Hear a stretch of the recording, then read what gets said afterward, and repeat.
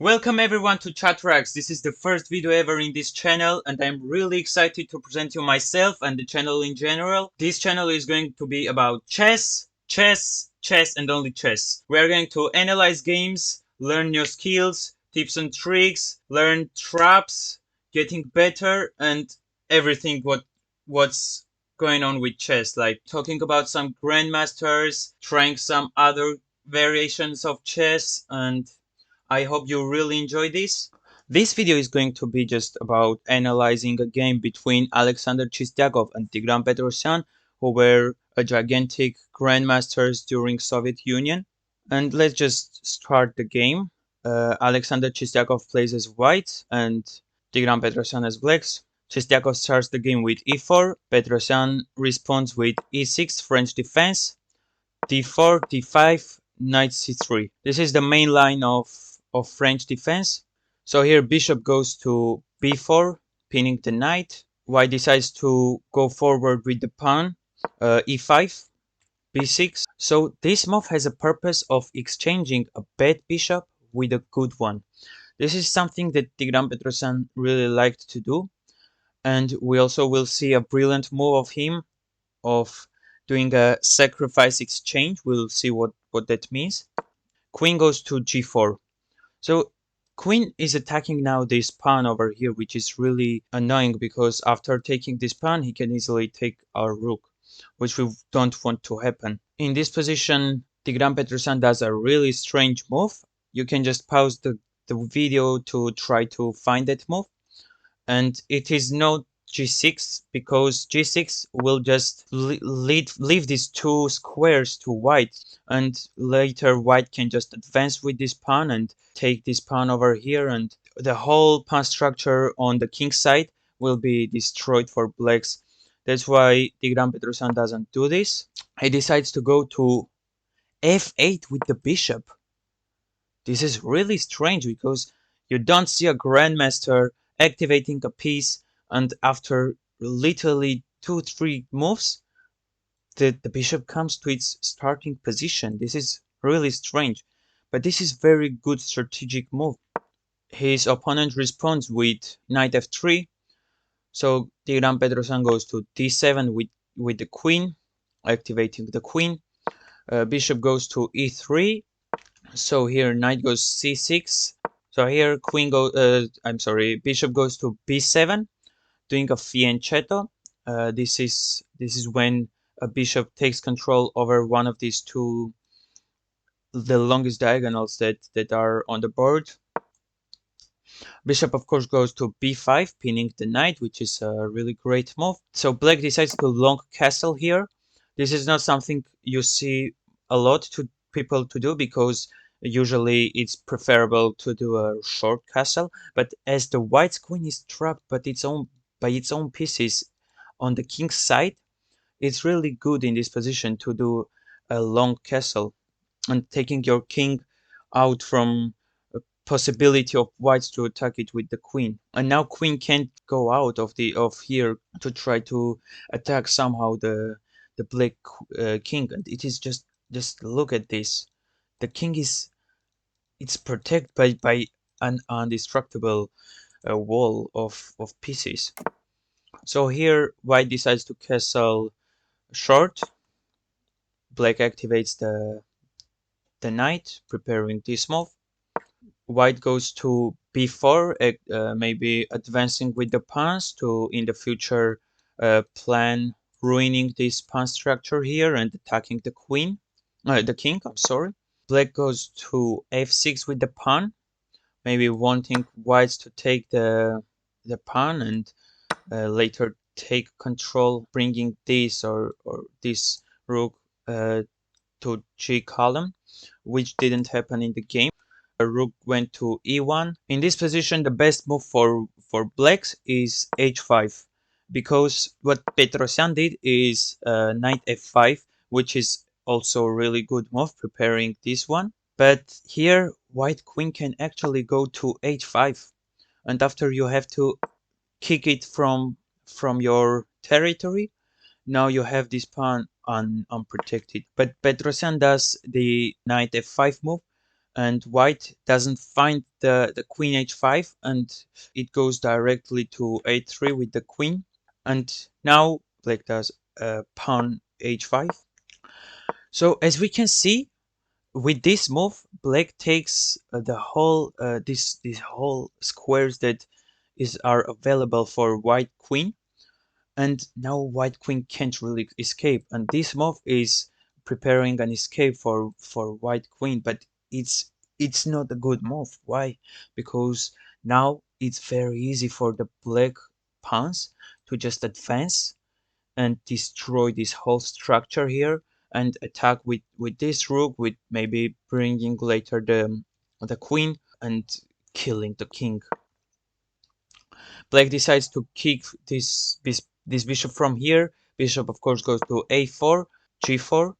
By going to g5, now you are preparing this fork over here, which will eventually of course win a piece. So now you are forcing whites to move their pieces, and here white finds g4.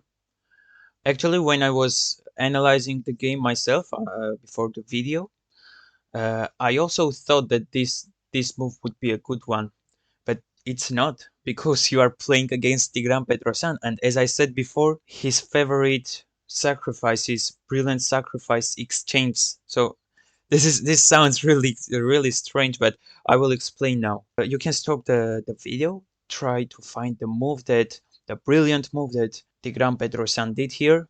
Tigran Petrosian takes g4, giving away this piece, this rook that was a potential danger for this king. But of course white takes the rook and black takes the knight. So here maybe you could think of bishop h6, right, attacking the queen, but queen has just this pawn capture, so this wouldn't really do anything. This would just only lead to nothing for blacks, to losing a pawn. So here black takes, queen goes to h5, not letting our queen to go to h7, and also escaping from this discovered attack that will eventually win a knight, right? Queen goes h5, and now Tigran Petrosian does b5. Knight sacrifices itself, it exchanges itself for 2 pawns, and the pin remains. But as we have the bishop here that protects the knight, we are not that worried. We can at any moment take our queen from here. So pawn takes pawn.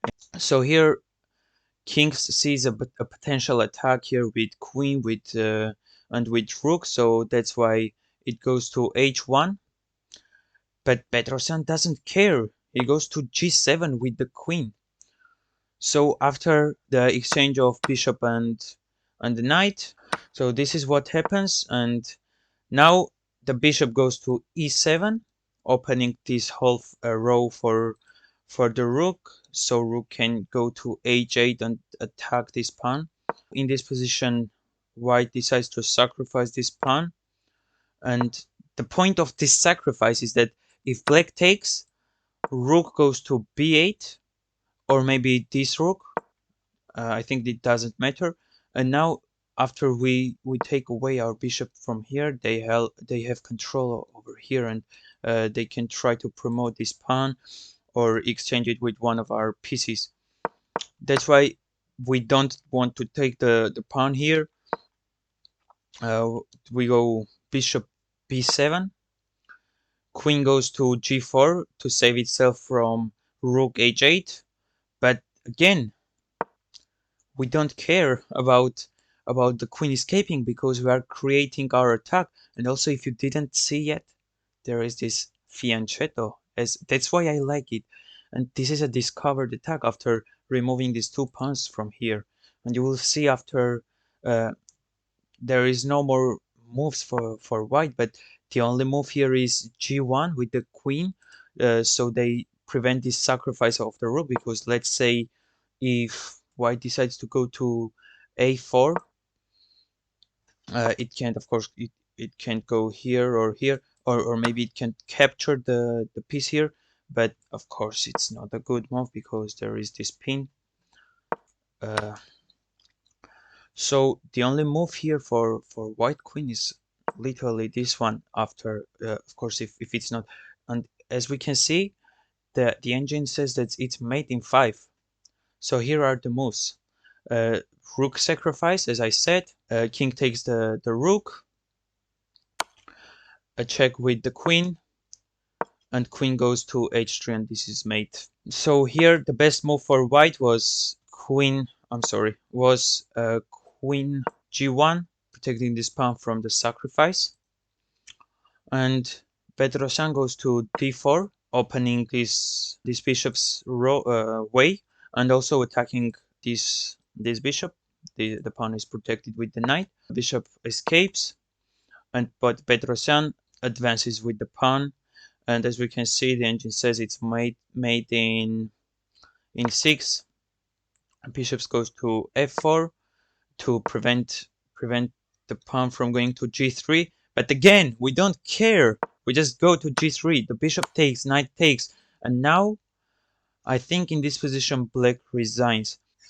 There could be some continuation like this one, and after this fork and discover the check.